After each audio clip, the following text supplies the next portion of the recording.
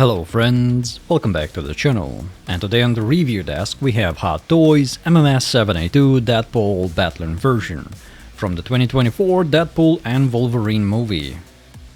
But before we get into the review, be sure to shoot that like button and slash the subscribe button for more videos like this. Now on to the review. This figure comes in a pretty neat box. In addition to the usual quality graphics and disclaimers, the box has a layered shiny paper, imitating claw marks, which is a cool touch. The figure itself is tightly packed in a plastic container, along with all of its accessories and the stand. In terms of accessories, you get quite a few, as this particular Deadpool is a Batman version from that awesome sequence at the start of the movie.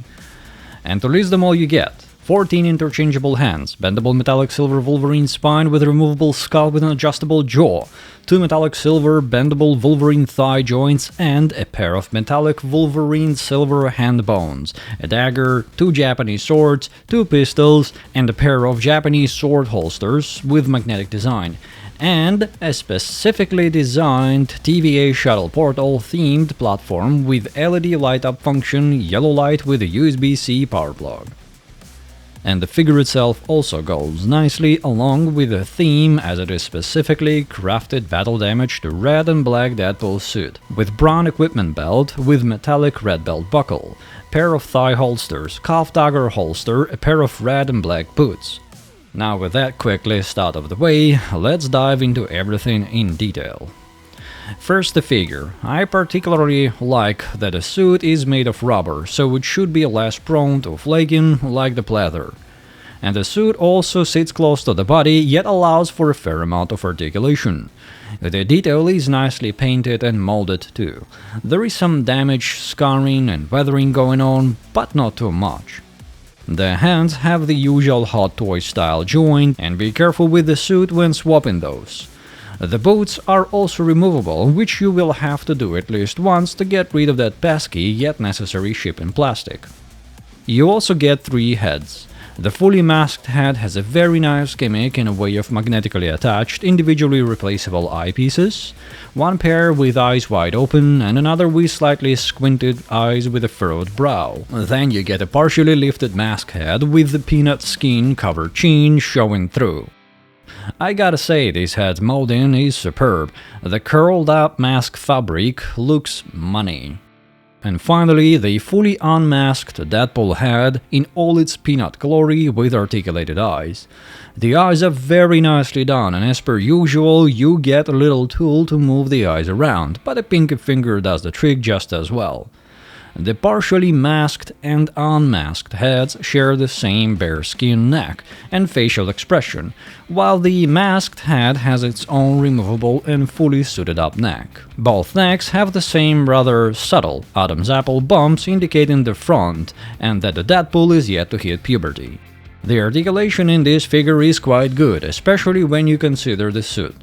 You have a decent range of motion in the shoulder and elbows, some but not much sideways movement in the torso, a little bit of ab crunch, a decent front and back hip angle, a very decent knee bend, especially in the right leg, and some front to back movement in the ankles.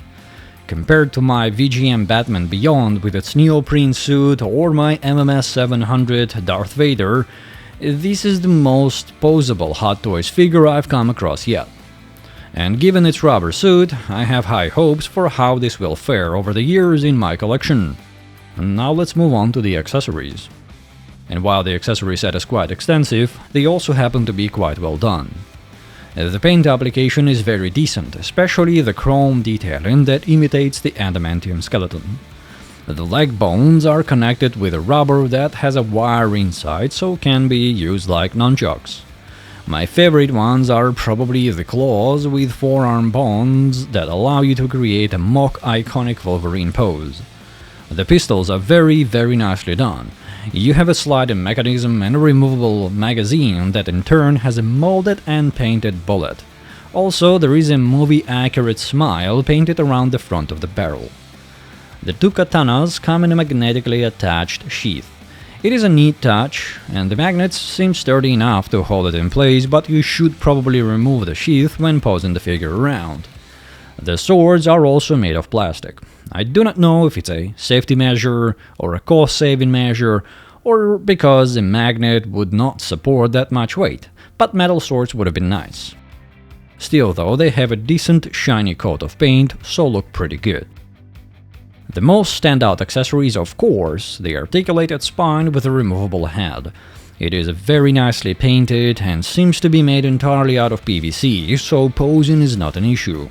It boasts the same chrome paint as the other skeletal accessories, and the skull is superbly molded too.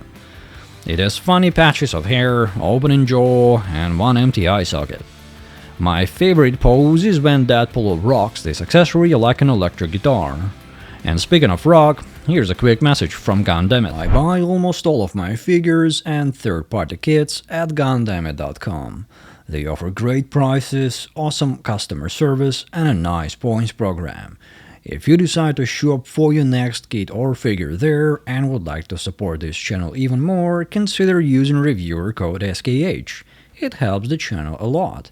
As always, do your own research and only purchase from stores that you are comfortable with. Now, back to the video. And that about sums it up. I think this is an awesome figure, and I'm quite glad I picked it up. Now I just need to wait for my Wolverine to show up to pose them side by side.